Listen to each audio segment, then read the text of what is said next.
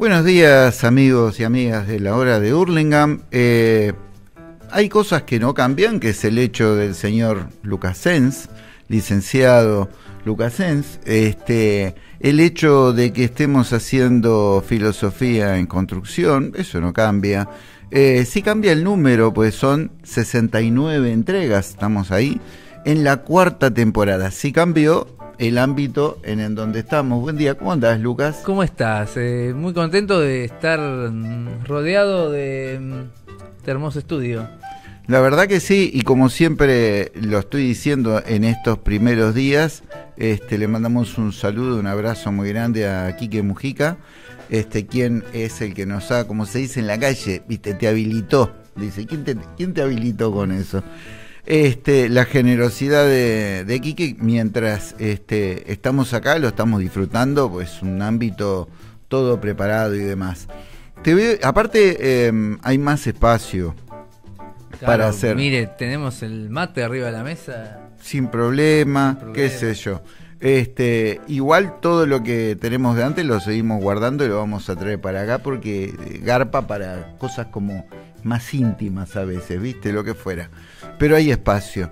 Y mientras tanto, el señor está encargado de hacer el mate. Yo veo un libro acá arriba de la mesa también.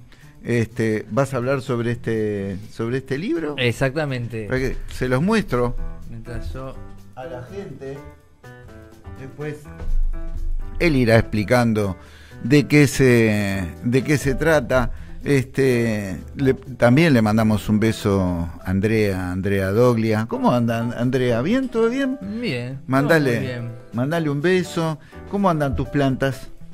Ahí en el invierno. Las plantas, sí. El invierno es duro. Las hemos descuidado un poquito, las plantas, porque no hemos tenido como mucho tiempo de ocuparnos del jardín, ¿no? Claro. Con todos estos vaivenes de casarse. Muy bueno, muy de la bueno. fiesta, de la luna de miel, después de volver al trabajo. Bueno, no, como que no le hemos dedicado mucho tiempo al jardín, pero ahora que se está por venir la primavera, que lo vamos a reactivar. Mientras él contaba eso y acordándome de su casamiento, que fue muy especial para mí, por cómo lo vi, evidentemente al amor hay que darle su tiempo, ¿no es cierto? Hay que ayudarlo, hay que trabajarlo, hay que festejarlo, hay que honrarlo. Así que yo los felicito a ustedes dos. Bueno, muchísimas gracias. Sinceramente, hacía bastante tiempo que no veía toda una ceremonia, preparación, las caras que uno vio. Es filosófico eso también. Una experiencia, sí, es una experiencia filosófica. Es una experiencia filosófica. Voy a hacer una canción. Es una experiencia filosófica. La verdad que sí. Fue muy, muy feliz, y muy lindo todo. Pero digamos, es cierto, como que hay muchas cosas para analizar. De hecho, yo le cuento a la gente, tuvimos el gusto y el honor de tener a Marcelo invitado y ahí presente. Él se puso a analizar nuestras caras, comportamientos, como que estuvo con el ojo crítico. O sea, la gente, relajate, vos festejá, ¿no? Pero yo festejé así porque mientras la gente miraba una cosa, yo me concentraba y me quedaba clavado mirando a la gente cara, mirando esa cosa. A la gente mirando esa cosa y las expresiones, porque en este momento que estamos atravesando en la humanidad y además que estamos atravesando en Argentina, yo entiendo que hay necesidad de humanidad. Me encanta. Mucha necesidad de humanidad. Y la humanidad son las emociones. Es decir, por eso cuando te hablan de cosas muy técnicas y cuando tenés que decir algo muy malo, te dicen, no, tenés que contener las emociones. A ver si notan que no estás de acuerdo, o si notan que estás muy feliz. Pero yo lo pasé muy bien viendo eso, una cosa espectacular. Digamos que estuviste de filósofo ahí analizando las caras, las expresiones, las emociones, las situaciones. Estuviste de filósofo. Y después nos trepamos a una escalera y estuvimos con la piñata y es verdad, de todo un poco. Es verdad, de la foto de Marcelo con la piñata. Miren, si las quieren ver, tienen que pagar. Esa es para la suscripción paga de claro. Construcción para ver las fotos prohibidas de claro. Marcelo en la fiesta. ¿Usted quiere verlo a Kogan trepado en una escalera agarrando una piñata mientras los chicos se diviertan? Los tenemos. ¿Quiere? Tiene que pagar. Claro. Escuchame una cosa, Lucas. Sí. Lindo día. ¿Por dónde vamos a transitar en esta mañana tan linda de sol? Bueno, podemos decir que es una mañana feliz. Sí. Pareciera. Sí, sí, el sol nos carga de energía. Nos calienta en medio de este frío, es decir, seca todo, lo pone, muestra todo, el sol sale y lo que la noche tapó, el sol lo muestra. Lo muestra, Estamos así. Es el lugar, es la emoción y la poesía. Claro. Y la compañía que inspira. Bueno, gracias. Flores, viste, tirándose flores. Está muy bien. Sí, yo te preguntaba, yo diría que sí, que es una mañana feliz. Pero ¿por qué? Bueno, porque estuve leyendo en estos días el libro que estuvo ahí mostrando el Marcelo, pero ahí yo lo voy a poner acá adelante de mi cara. Ahí está. Que se llama Happycracia, ¿no? Y ya el nombre llama la atención. Es un libro relativamente nuevo, es del 2019, la publicación original. Fue escrito por Edgar Cabañas, que es un doctor en psicología, y Eva Illouz, que es una socióloga, trabaja mucho acerca del tema de las emociones y justo exactamente, ¿no? Las emociones dentro de la mercantilización de las emociones. Justo, pero ni que lo hubiéramos diseñado. Tiene energía el libro. Tiene energía, el color te transmitió, sí. ¿no? Y entonces escriben esta obra que se llama Happycracia, ¿no? Justamente con este juego de palabras, happy obviamente, que es feliz en inglés significa feliz o felicidad, y cracia en el sentido de gobierno, o democracia, ¿no? Aristocracia, etcétera. Entonces el título obviamente refiere a esto, el gobierno de la felicidad. Yo podría decir, él dice el gobierno de la felicidad, dice, y ahí sale este uruguayo, dice, y yo lo hago con pregunta, ¿no será el gobierno de solamente aquellos que están felices? ¿Se entiende? Sí, se entiende perfectamente. Los que están felices, gracia. Los que la pasan bien siempre, gracia. Claro. Es más, uno piensa el título y, por ejemplo, si uno habla acá la política cercana a Argentina, ¿se puede hablar de política en este programa? Se puede hablar de política, puede politiquear, puede decir cualquier cosa. La única condición es no calificar a las personas, sino calificar las ideas que exponen. ¿Te gustó eso? Perfecto. Bueno, entonces hablando de ideas, ¿cómo hace muy pocos años? Ahora vieron que la situación argentina es otra, entonces como que la retórica de la felicidad y de la alegría no están tan presentes en los armados políticos actuales. Pero, por ejemplo, en el 2015, ¿no? El gran lema era la revolución de la alegría. Claro, los globos de colores. Los globos de colores. Los globitos de colores. El sí podemos, ¿no? El sí claro. se puede, ¿no? Como que estaba ese lema de la alegría, del color, de la felicidad, justamente. Como por todos los cambios que se prometían. Por todos los cambios, y cambios también era otra palabra mágica, ¿no? Claro. Que no decía nada, pero decía mucho. Claro. Pero estaba toda esta retórica de la alegría, ¿no? Uh-huh. Hoy en día, el año 2023 y estas elecciones tienen otro matiz. Entonces, como que venir con esa retórica no funcionaría en el electorado, claramente. Pero, ¿por qué lo digo esto?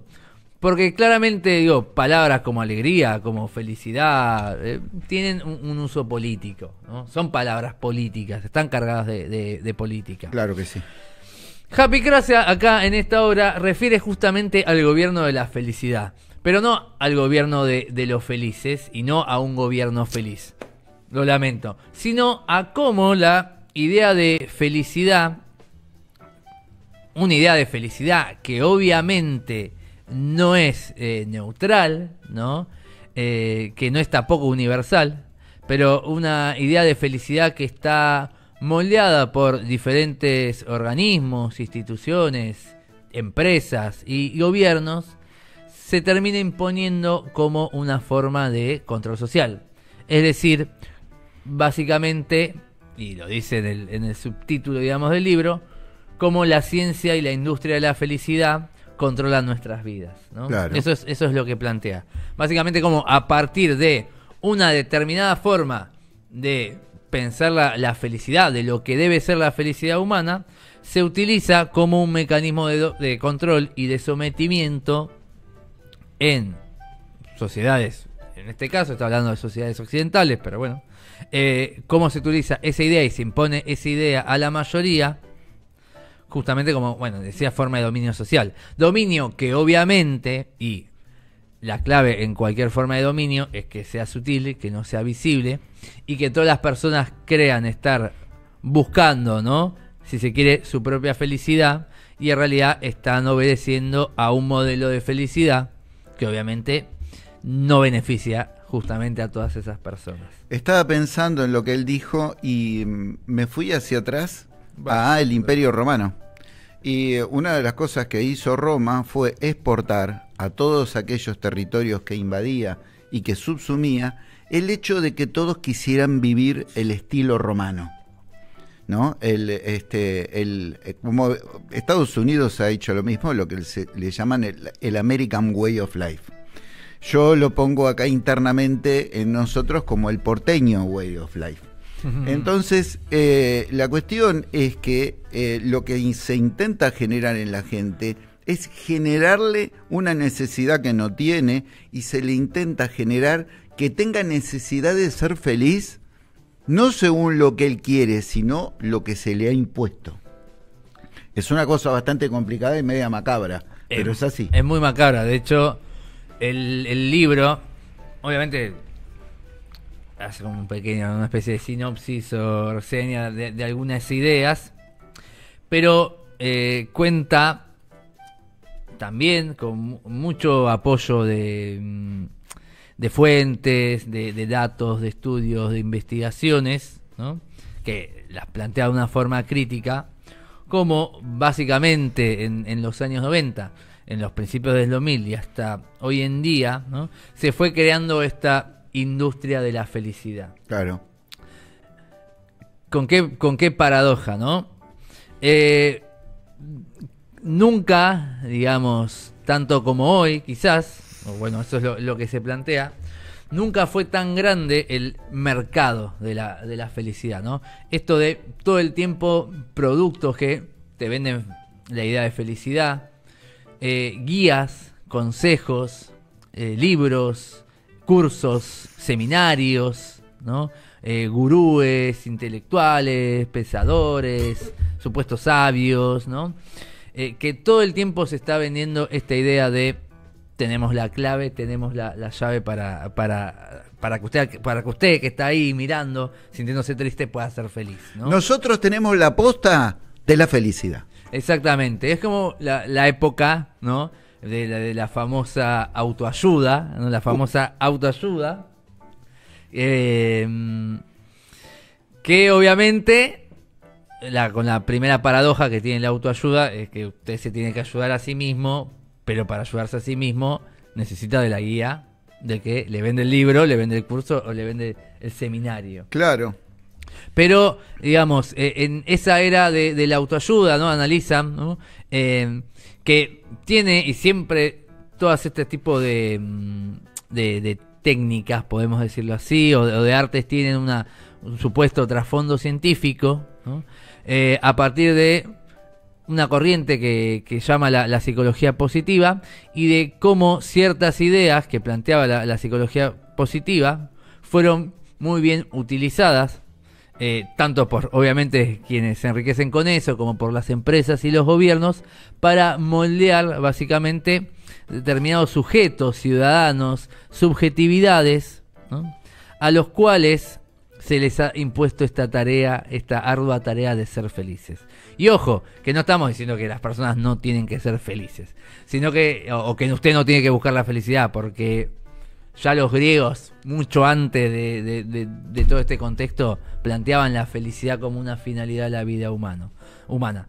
Sino que lo que se está diciendo es que se ha creado una idea, un molde, un objeto, un bien de consumo que es la felicidad, en los cuales la felicidad ha dejado de ser una meta del ser humano, en realidad a ser una meta del consumo humano. Claro. Sí, es decir, por eso se habla de esto de la industria de la felicidad. A tal punto, ¿no?, que el texto aborda muy bien una paradoja, ¿no?, de cómo la felicidad, y ahora voy a leer alguna partecita, ¿no?, también, de cómo la felicidad se ha convertido no en una meta, ¿no?, en sí, sino en realidad en una idea, en una especie de deuda infinita que tenemos las personas. Qué bueno eso, ¿eh? Una deuda infinita. ¿En qué sentido? ¿No? En que suceden o se dan dos cosas, ¿no? La primera es que entendemos que la felicidad, en el sujeto, ¿no?, actual, digamos, entiende que la felicidad suele ser algo pasajero y efímero, pero al mismo tiempo, y entiende quizás que la felicidad es imposible, pero al mismo tiempo tiene la exigencia de ser cada vez más feliz posible. Entonces el ser humano entra como una especie de rueda de hámster, ¿no? Es decir, todo el tiempo está buscando la felicidad y al mismo tiempo está constantemente insatisfecho por esa búsqueda. Por eso la rueda de hámster. Claro. ¿No? Es decir, todo el tiempo vamos a buscar querer ser felices, pero no solo nunca vamos a alcanzar esa felicidad, sino que las personas nunca se van a sentir suficientes de la felicidad que tienen. Siempre va a haber algo que va a decir, bueno, todavía no alcancé la felicidad, tengo que seguir buscando. La tengo que seguir buscando por acá, la tengo que seguir buscando por allá. No soy lo suficientemente feliz, necesito a alguien que me ayude. Esa persona me ayuda, bueno, pero todavía tengo este problema, todavía no soy del todo feliz. Entonces voy a seguir buscando la felicidad. Funciona como una rueda, ¿no? Funciona como un mecanismo en el que las personas entran justamente en esta especie de ciclo sin fin, donde por un lado reconocen que la felicidad es lo más importante de la vida humana y al mismo tiempo reconocen que tenemos una deuda infinita por la cual vamos a hacer todo lo posible y no vamos a ser lo suficientemente felices, pero lo vamos a seguir buscando. ¿Qué pasa? Eso en términos existenciales puede estar buenísimo, pero, o no, puede ser discutible. El problema es que eso lo plantean claramente, es la tesis del libro, es que eso se vuelve la ideología dominante de la forma de dominación neoliberal. Claro. Porque tiene que ver justamente con la flexibilización de la vida humana. ¿En qué sentido? ¿Puedo meter un paréntesis? Dale. Bueno, a mí en la escuela me gusta trabajar con un video de Darío Stanraiver, ¿no? Que habla sobre la felicidad. Saludos a Capo Saludos Darío. a Darío Stanraiver, total, no nos va a mirar, pero... Claro. Bueno. Vos no sabés, pero le mandamos un saludo en serio. Bueno, capaz que puede ser sí, porque mira todo. Yo ¿viste? te Capaz dije, bueno, abrís el paréntesis, que me Vamos, bromaste, porque yo también lo abro. Me abriste el otro paréntesis, no. Claro. Un paréntesis, pero Ahí tenés un mantecito. para ilustrar una situación con una cuestión de aula, Dale. ¿no? Pero, por decir, experiencia empírica de 10 años de docencia, por ejemplo. A mí me gusta mucho trabajar, y de paso le hago el chivo a Darío Stanraiver por si me escucha. Dale. Uno de los programas Mentira la Verdad que habla de la felicidad, ¿no? Sí, y lo que vi. habla sobre las diferentes posturas. Lo vi, sí. Materialista, socrática, aristotélica, etcétera. Y en el medio de todas esas posturas aparece algo que él define como postura utópica, que es la única postura que plantea como la felicidad en términos colectivos, en términos sociales. De esa idea de que si la sociedad no es justa, si la sociedad no es igualitaria, si no se cumplen los derechos colectivos de todos, las personas no van a ser felices. Bueno, ¿por qué lo digo? Pues yo siempre lo trabajo y les hago, ¿no?, a los chicos, a las chicas, elegir con qué postura están de acuerdo y qué postura están en contra. Y generalmente, en un 99% de los casos, esa postura no la eligen nadie. Muy rara vez la eligen. Y muchas veces, de hecho, la plantean como una postura en la que no están de acuerdo. Como esta idea de, pero ¿por qué los demás tienen que ser felices para yo ser feliz? No tiene sentido, te dicen. ¿Qué pasa? Esto no es una crítica al estudiante, sino es como una constatación de una situación. La idea de felicidad que tenemos en la sociedad es en su mayoría netamente individualista. Pero eso no es porque al ser humano naturalmente le nace ser así, sino porque tiene que ver con un bombardeo y un proceso en el cual entendemos y nos han criado y formado en una noción de la felicidad individualista. Lo que plantea acá es que justamente toda la industria de la felicidad, a partir de un par de conceptos que ahora los voy a nombrar, han construido la imagen del ser humano feliz en términos individuales. Y que eso no es azaroso, sino que justamente es un efecto buscado, ¿no?, de la política económica. Por eso se plantea que el individuo neoliberal, ¿no?, vamos a ponerle ese nombre, el individuo neoliberal tiene una noción de la felicidad neoliberal. ¿Y qué quiere decir una noción de la felicidad neoliberal? Justamente en la transformación de la felicidad en un cálculo económico, ¿no? En una transformación del ser humano y de la felicidad como un capital, como una inversión, ¿no?, como un dato, incluso como un dato medible.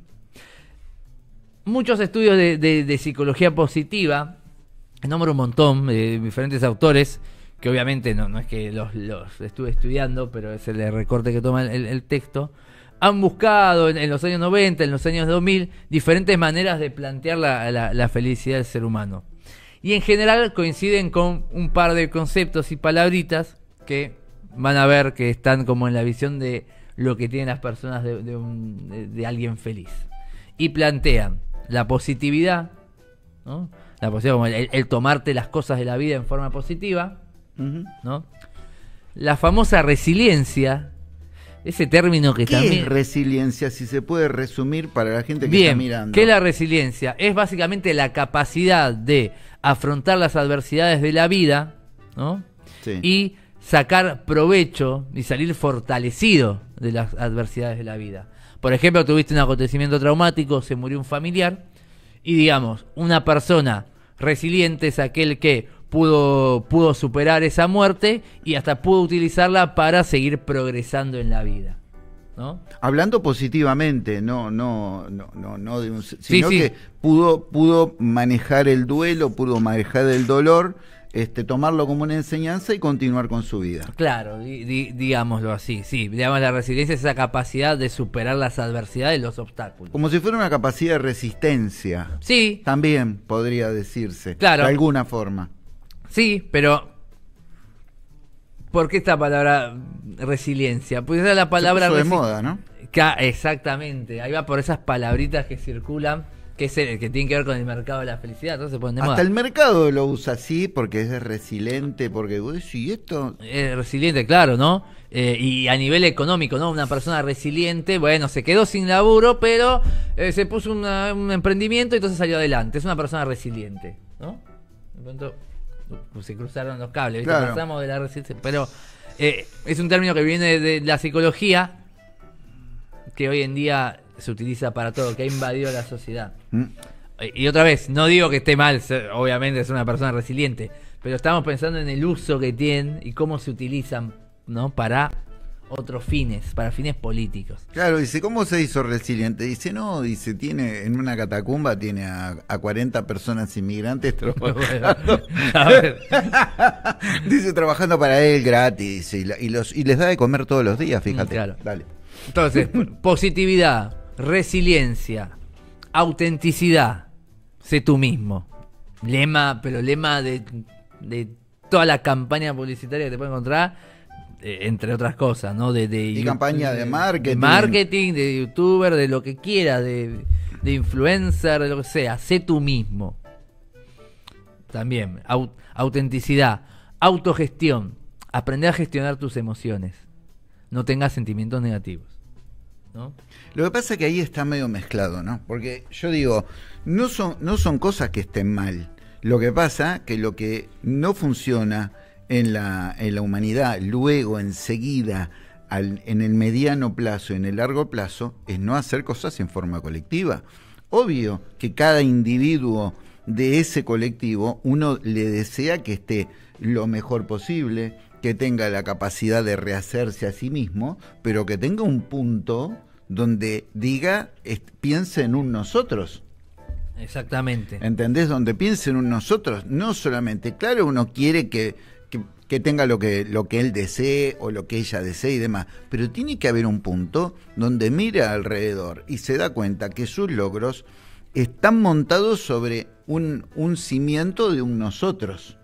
Es decir, nunca uno puede hacer y salir adelante cuando las cosas van mal. Siempre le digo esto y se los retruco a aquellos que dicen no, porque yo salí solo adelante, que esto que lo otro. Entonces siempre les pregunto lo mismo a algunos que conozco personalmente: ¿por qué no saliste adelante en el 2001? ¿Por qué no saliste adelante en los últimos años del gobierno de Menem, donde estaba todo estancado y demás? ¿Por qué recién empezaste a salir adelante a partir de la aparición de Néstor Kirchner, a partir del 2004, cuando la cosa empieza a levantar? Claro que no todos somos iguales, claro que hay gente que le pone más empeño que otro, eso ya se sabe. Lo que pasa es que uno no puede negar que hay un contexto general de ayuda.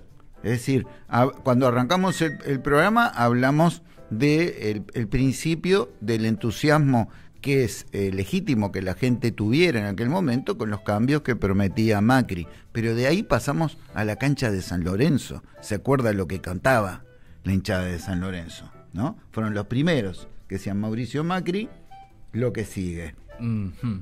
Y luego la gente ahí fue consciente en Hurlingham que estaba todo cerrado, los negocios. Yo le preguntaría a cada uno de esos que experimentó sus negocios cerrados en Jaureche, en Villegas y en distintos lugares, ¿por qué en ese momento, si se supone que todo lo haces solo, por qué en ese momento vos no pudiste salir? ¿Por qué vendiste tu coche y te compraste un coche más viejo? ¿Por qué no pudiste avanzar? Porque necesitas el contexto, necesitas el nosotros. Claro que el nosotros no te tiene que aplastar a vos, eso es totalmente de acuerdo. Pero hay un nosotros que es como el ABC de la vida cotidiana, ¿no? Y después, con respecto, algo cortito, con respecto al tema central que él está tocando, me acordaba de un documental que pasó en Netflix sobre el tema del consumo rápido de ropa en los Estados Unidos, que deriva en contaminación y demás. Y los tipos te explican ahí, dice, el estadounidense vive muy mal. Entonces le dan la sensación de que pertenece a esa felicidad de ser parte del consumo, permitiéndole el consumo de ropa muy barata.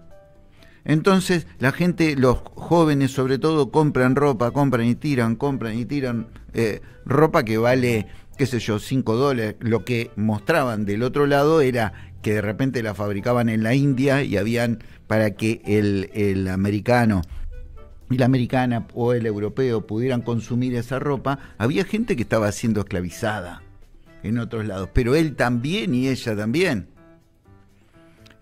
Hay siempre una invitación a la obediencia, como digo yo, siempre hay una invitación, que eso es una de las especialidades del marketing, a generarte una ansiedad de algo que vos no necesitas. Algo que vos no necesitas. El ser feliz es una condición humana básica. A veces tus amigos te ven con una cara y te dicen, no te veo bien. En el no te veo bien es no sos feliz. No estás contento, no estás a gusto con lo que vos querés. Eso es en el ámbito de las cosas que uno quiere para uno, pero la realidad es que estás mirando el celular, estás mirando antes la televisión, y en televisión vos veías una publicidad cuando se empezó a poner de manifiesto el tema de los derechos de la mujer. El marketing dijo, esto es mío. Entonces, ¿qué te ponían? A una mujer sola, joven, sin familia, sin pareja, sola, en un departamento súper moderno, con todo el consumo a su disposición, lo que hacían antes con los varones. Sí. ¿No? Como Sí, diciendo, sí. este es tu ideal. Claro, diría Mujica, una cosa es el feminismo de una parisina y otra cosa es el feminismo de una mujer marrón, ¿no? Entre otras cosas. Pero está todo metido en el medio, en un gigantesco cuento. Claro que es más fácil si de repente, como él dijo también, esta sociedad en la que nosotros vivimos, yo no hablo de la sociedad mundial, hablo de la sociedad argentina, que es la que yo conozco, en la que yo habito, está recontra contaminada de una inducción a una cultura. Soy generoso si digo la palabra medias verdades, yo voy a decir a un décimo de la verdad. Siendo generoso. Siendo generoso, un décimo de la verdad, o un 1% de la verdad. El resto es un cuento. Y no se dice lo que se quiere decir. Hoy en día te hablan de que la verdad, de que la felicidad pasa por la dolarización. Y están combatiendo a los jóvenes, que ellos no son culpables de ser joven. Ser joven implica que no tenés como me pasó a mí cuando yo tenía 17, 15, 14 años, ¿cómo iba a ser yo para tener experiencia de las vivencias de mi padre? Imposible, imposible. Y que además el ser adolescente, en la construcción del adolescente, está el enfrentamiento natural y esperable con el adulto. A cualquier costo, porque cuando uno se rebela contra los padres, tiene que recordar que lo hace a veces a cualquier costo, no importa.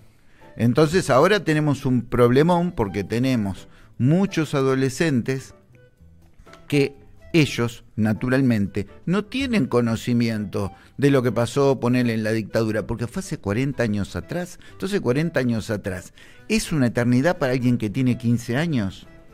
No ha tenido ninguna posibilidad de ver las purgas, las persecuciones, la muerte, que te parara el ejército. No tiene ninguna posibilidad de verlo, ¿no? Y además ha habido una suerte de confusión de aquellos que lo han sufrido y que no han comunicado las cosas como se tendrían que haber comunicado también. Entonces hay un desierto. Es decir, lo único que se escuchan es gente que habla de cosas y demás, la dolarización está en el centro, es un problema. Entonces, si no tenés experiencia, que no tenés la culpa de no tener experiencia. Yo pasé por eso también.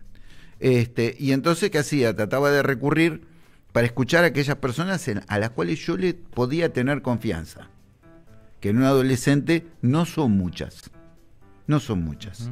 Porque apenas si se tienen confianza uno o dos amigos, algunos de repente o algunas no tienen la fortaleza psicológica suficiente para incluso desandar su propia manada. Yo también he pasado por ahí, conozco ese territorio, sí, de memoria. Todos lo pasamos. Todos lo hemos pasado. Ahora se están nos jugando... Nos olvidamos que lo pasamos. Claro, yo no me olvido, lo entiendo porque no me olvido, me recuerdo a mí mismo con esa edad, permanentemente. Eso quería... Bueno. Así que, ojo, porque ahora, para cerrar, no estás peleando con tu papá, ni con tu mamá, ni con los que no te dan bola. Acá te están llenando la cabeza, te lo digo sinceramente, y hay un problema con lo que viene para tu vida. Lo que algunos dirían el futuro, yo te diría que el futuro lo tenés ya hoy acá. Hay un problemón con eso, guarda la bala, cuidado. Bien, hay que tener cuidado, es cierto. Y me parece que lo importante de los diferentes espacios, ¿no? Donde siempre se circula con adolescentes, es tratarlos como, seres humanos que claro, piensan, que tienen ideales, que tienen sentimientos, que tienen miedos.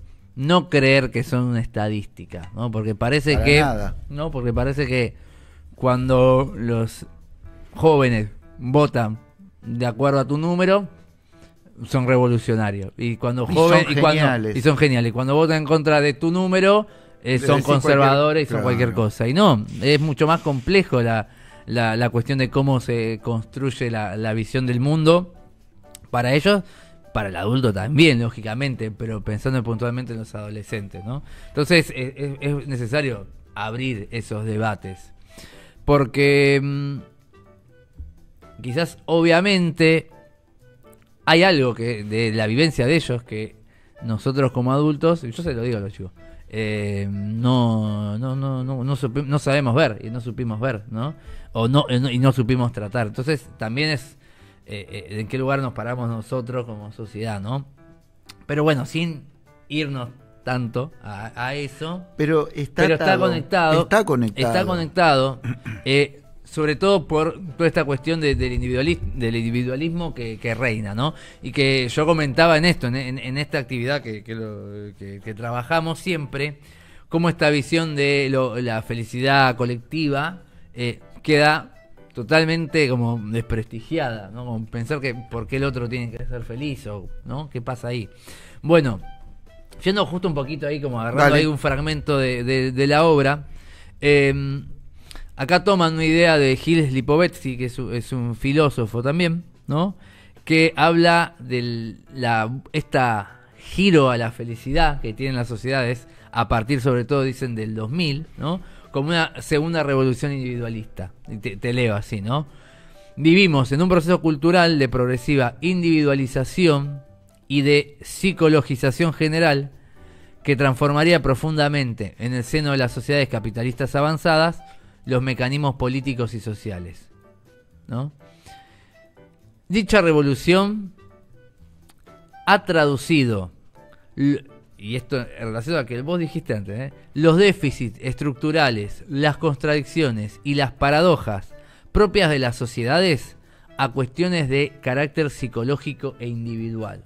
Es decir, hay un pasaje acerca de los diferentes problemas y estructuras sociales a llevarlo a una cuestión individual. Y en esto la felicidad también se lleva a una cuestión individual. Esas palabritas, positivismo, resiliencia, autenticidad, autogestión, ponen la felicidad justamente en una responsabilidad 100% individual. A tal punto en que siempre se plantea y aparece esta ideología, ¿no? En la mayoría de las ideas, los manuales o los conceptos de autoayuda, donde justamente uno es dueño de su propia felicidad. ¿Y en qué sentido? Por un lado, uno puede decir que es positivo, si se quiere, porque obviamente te ponen la responsabilidad de ser justamente dueño de tus acciones y responsable de tus acciones, pero justamente se empieza a prescindir de todo el entorno social y económico y político, y el sujeto se va cada vez más aislando y volviéndose, como se plantea acá, ¿no? Un individuo narcisista, un individuo que solo se preocupa por su bienestar. A tal punto se genera o se va generando esa construcción mental, ¿no? Es que así como el individuo se ve justamente, ¿no? Responsable de sus aciertos y de sus fracasos, obviamente que también empieza a juzgar a las personas de acuerdo a sus aciertos y sus fracasos. Totalmente. Aciertos y fracasos que se evalúan también en función justamente de el predominio de la esfera económica. Digo, en general se entiende al individuo feliz como el individuo productivo y al individuo infeliz como el individuo improductivo. De hecho, toda la lógica de la felicidad y de la búsqueda de la positividad también pasa a ser parte del mundo laboral, ¿no? De hecho, las empresas, cuando, por ejemplo, buscan un trabajador, ¿en qué características se fija? Bueno, en alguien que sea productivo, que sea positivo, que sea emprendedor, que sea, ¿no? Que tenga todas esas características asociadas al modo de vida feliz. Entonces se vuelve una construcción social, ¿no? Se define la felicidad de acuerdo a 4 o 5 características y después se impone ese modelo como el modelo de felicidad, ¿no? El individuo que no tiene todo eso, básicamente en una sociedad como la nuestra, pasa a ser rápidamente relegado. Claro. Bueno, no sos lo suficientemente auténtico, no sabes gestionar, ¿no? tus emociones, no sabes ser productivo, no sos una persona positiva, Se le aplica lo que yo llamo la purga. Se le aplica la purga es la felicidad. Claro, ¿no? La purga es la felicidad. La purga stalinista o nazi de la felicidad. Y bueno, de hecho, fíjese que es la tapa del libro. Vos sabés que es lamentable. Estuvimos viendo tu currículum y no. Sabés que si sos así no vas a conseguir trabajo en ningún lado. Si te seguís, claro. si sos una persona que se queja, que protesta, claro, ¿no? que pensás demasiado, que reclama, ¿no? Esas cosas raras que pensás, ¿no? Sos una persona que tiene emociones negativas. Anotámelo en la lista negra para la purga. Digamos, toda la psicología positiva y la psicología positiva implicada en el aspecto laboral. Toma esos parámetros justamente para juzgar el trabajador adecuado del trabajador no adecuado, el saludable, ¿no? El saludable mentalmente del no saludable mentalmente. Entonces, y también en el campo educativo pasa lo mismo. Esas características... Eso desde el punto de vista general. El punto de vista general, sí, desde el punto de vista general, pues no quiere decir que todos hagan exactamente, porque hay tipos de trabajo que media la investigación, donde lo que necesitas es que los tipos tengan la cabeza abierta. Necesitas todo lo contrario. Por supuesto, pero digamos lo que se está analizando no es lo común. Acá es como, digamos, las estructuras y las formas sociales dominantes, ¿no? Exacto. De una época, ¿no? En este caso de la actualidad. Como se asocia inmediatamente felicidad e individualismo. Por ejemplo, ¿no? Se plantea, tengo para acá, uno de los bestsellers de principios de los 2000 acerca justamente, ¿no? de la autoayuda y de este tipo de pensamientos. Tenía la hoja en la mano y la acabo de perder. Planteaba una especie de fórmula de la felicidad. Estamos hablando de libros que no solo, obviamente, son vendidos bestseller en el mercado norteamericano, sino en el mundial, porque todas esas ideas, obviamente, se expanden y llegan a todas nuestras culturas, ¿no? Que planteaba una fórmula de la felicidad donde básicamente habían 3 valores. Decía, y literalmente, como una fórmula matemática, que el 50% dependía de tu genética, que el 40% dependía de tu voluntad, y que el 10% dependía de las circunstancias. Ya lo de la genética es una porquería, ¿no? Y si querés ya arrancamos mal. Sí, si querés sacarle de la genética y ponerle si querés pasarle toda genética a voluntad, peor, ¿no? Sí. Es como el 40% es tu voluntad. ¿Y quién determina qué voluntad tenés y cómo vas a calificar la voluntad, no? La ciencia, la psicología, ser positivo, saber autogestionarte, ser resiliente, ¿no? Pero ¿quién va a jugar eso también? Porque hay que ver sobre qué parámetros vas a juzgar a alguien psicológicamente. Eso también es cierto. Pero bueno, pero esos son los parámetros. Esos son otros parámetros. Claro, son los parámetros que manejan, ¿no? Manejan todas estas ciencias y estas disciplinas. Qué bueno está el tema. Para justamente, moldear esta definición. Entonces, claro, el 40%, que eso es una emoción negativa. El 40% es una emoción negativa. Pero son muy quejos. Me voy. Se queda solo. 40% voluntad y 10% circunstancias. Circunstancia es el contexto. La sociedad, la economía, la política, tu vida, los vaivenes, las cosas, las amistades, la pareja, etcétera, ¿no? Lo que hay es eso, una progresiva eliminación de lo externo para poner toda la búsqueda de la felicidad en un ámbito completamente individual. ¿Qué proceso se genera? Bueno, así como vos sos completamente responsable de ser feliz, al mismo tiempo sos completamente responsable de ser un infeliz. Sí. Entonces, la felicidad también no solo se convierte en el objetivo de búsqueda del individuo, sino que en realidad también se convierte en el mandato. Porque si yo para ser feliz tengo que aprender a manejar mi voluntad en vista de la felicidad, entonces la única persona que me puede juzgar en realidad soy yo mismo. Entonces plantea esta paradoja. Se genera por un lado la búsqueda y por el otro lado una permanente sensación de deuda, de no ser lo suficiente para merecer esa felicidad. Qué bueno eso. Un puntito, porque yo digo, vos dijiste, el único que puede juzgarse es uno mismo, ¿no es cierto?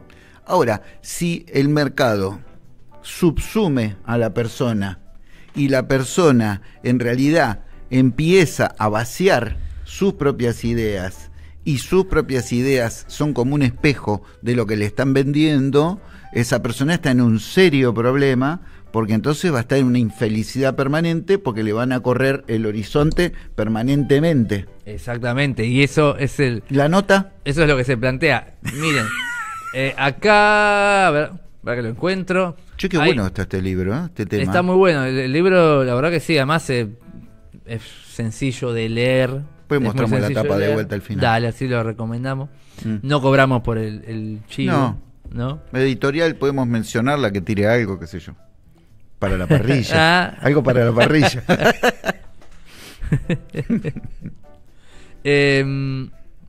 Bueno, también una escena de otro libro de autoayuda, ¿no? Donde básicamente se plantea dos personajes que están hablando acerca de la felicidad. Uy, nosotros. No, pero en otro sentido. En otro sentido. ¿No? Están dialogando, ¿no? Y le pregunta si es infeliz, ¿no? Claro. Y dice, soy feliz. En realidad la mayoría de la gente es feliz. Estados Unidos, ¿no? Un estudio de 2006 ha demostrado que el 84% de los americanos se presentaban como muy felices o bastante felices. Sí, sobre todo los negros. En una encuesta realizada en 45 países también, claro. ¿no? Es mentira eso, ¿dónde lo sacaron? Son estadísticas claro. que obviamente están pagadas por empresas que están lucrando con la idea. Entonces, claro. ¿no? Entonces dice, pero si ya eres feliz, ¿por qué hacer un proyecto de felicidad? Y le dice el personaje, soy feliz pero no tanto como debería. Tengo una buena vida pero la quiero vivir mejor, aprovecharla mejor. Es que me quejo demasiado, me enfado más de lo que debería. Tendría que ser más agradecida, así me sentiría más feliz y sería mejor persona. Me encontré con más escepticismo esa misma tarde, en una fiesta hablando con un desconocido. ¿Tu proyecto consiste en ser más feliz? ¿Y ni siquiera estás deprimida?, me preguntaron. Así es. No te lo tomes mal, pero ¿para qué? No creo que querer ser más feliz cuando se está bien sea algo muy interesante. Bueno, haré lo que pueda, y me fui a hablar con otra persona. Ese tipo, aunque desagradable, no había conseguido dar con la verdadera clave de lo que me preocupaba respecto a mi proyecto. La clave es, ¿no será demasiado egoísta dedicar tanto tiempo y esfuerzo a ser más feliz? Pensé mucho sobre la cuestión. Y al final decidí ponerme del lado de los filósofos clásicos y de los científicos modernos que defienden que trabajar sobre uno mismo para ser más feliz es la meta más importante de la vida. Ese fragmento está en un libro de autoayuda, se llama Objetivo Felicidad, publicado y fue uno de los libros más vendidos del New York Times durante, dice, 99 semanas, o sea, el peso que tiene la idea, que plantea o ilustra esta idea. Un personaje que supuestamente es feliz, pero que al mismo tiempo se siente que no es suficientemente feliz y entonces dedica su vida a querer ser más feliz y al trabajo sobre uno mismo como única meta, ¿no? ¿Me puedo hacer el irónico? Dice, lo están entrevistando, no dicen en qué situación está, y el tipo dice, ¿qué necesita para ser feliz? Que el policía me quite la rodilla de la nuca. El señor que está en el piso es de color negro, y alrededor había gente de Estados Unidos que decía, la vida de los negros también importa. Eso, la verdad que el 80% de los americanos es feliz, es una mentira rotunda, y también te puedo asegurar que es un elemento, un insumo del marketing, luego de decir que estuvo durante 99 días, todos cuentos, porque vos ves la vida, por ejemplo, ahí en Estados Unidos, y es bastante calamitosa de ellos. Lo que pasa es que han hecho, desde el fin de la Segunda Guerra Mundial para acá, ellos con su propio pueblo inauguraron lo que nosotros llamamos el cerco mediático. Entonces vos no te enterás de nada de lo que le pasa a ese pueblo. Nada te enterás. Te enterás de agajos. Por ejemplo, otro día vi una película que sucedió en el Harlem, que es el barrio de los negros, en el mismo momento que se hacía Woodstock. Pero Woodstock vos lo viste, y pues son todos blanquitos, europeos, danzando y viendo y rock and roll y con todo tipo de cosas. Resulta que en el Harlem se hizo exactamente lo mismo en la misma época, nunca salió en la televisión. solamente se filmó y se hizo una película que recién en los últimos años se brindó y fueron 300.000 personas.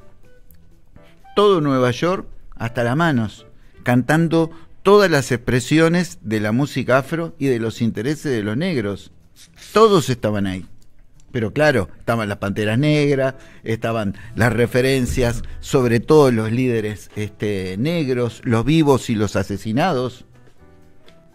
Entonces vos decís, ¿cómo es el asunto este?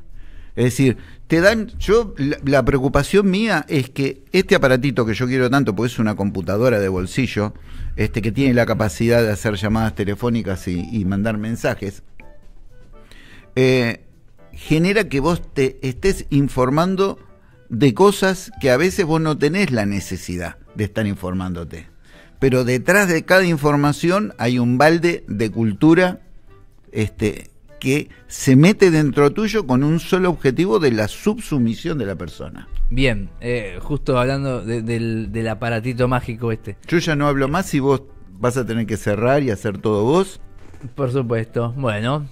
Interrumpirme, dale, le digo eso. No, porque también hay un capítulo del libro donde habla de aplicaciones, justamente de aplicaciones del celular que uno puede descargar y que le da consejos y herramientas o estrategias para ser feliz, para ser más feliz, para esto, otra vez, ser una persona positiva, este exceso, esta especie de entronización del optimismo como el aspecto más importante de la vida, ¿no? Que una persona optimista todo logra y una persona pesimista no logra nada. Exacto.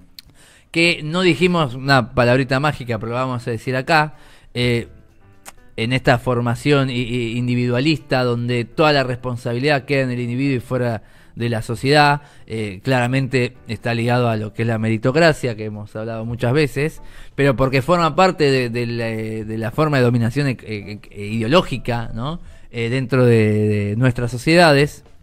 Pero incluso eso, ¿no? Como también el celular mismo te da aplicaciones que, conociéndote como a través de un algoritmo, sin embargo, te da indicaciones, herramientas, tips, estrategias para ser más feliz. Podés llenar un test, podés medir la felicidad, el porcentaje de felicidad, y podés ponerle números, como pretende hacer esta supuesta disciplina científica, y trabajar sobre esos números para aumentar. Así tenés esas estadísticas de personas felices. Obviamente, todo eso es un modelo con el que claramente ni el libro está de acuerdo, ni yo estoy de acuerdo, ni el querido Marcelo está de acuerdo.